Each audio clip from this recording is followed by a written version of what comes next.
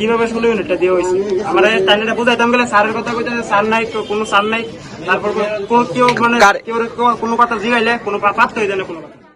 তেলিয়ামুড়ায় বিদ্যুৎ পরিষেবা নিয়ে তীব্র ক্ষোভে ফেটে পড়লেন শতাধিক গ্রাহক।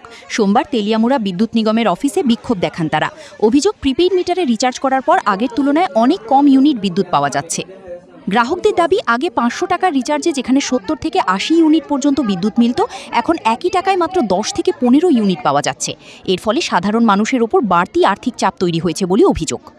এদিন বিদ্যুৎ বিল জমা দেওয়ার জন্য সকাল থেকেই অফিস চত্বরে দীর্ঘ লাইন পড়ে।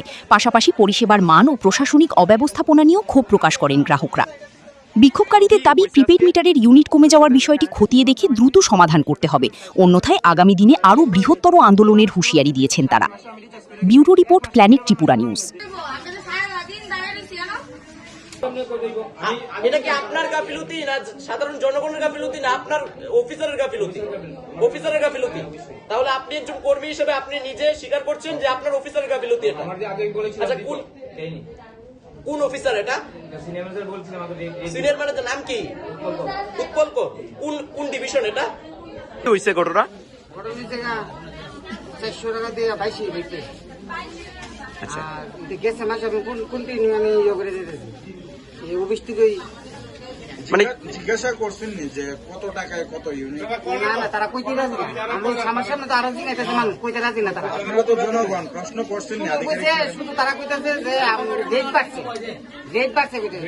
22 ইউনিট যদি আমি ভাইয়া তাই চলে এক ইউনিটের দাম কত বছর 400 টাকা করে হইলো।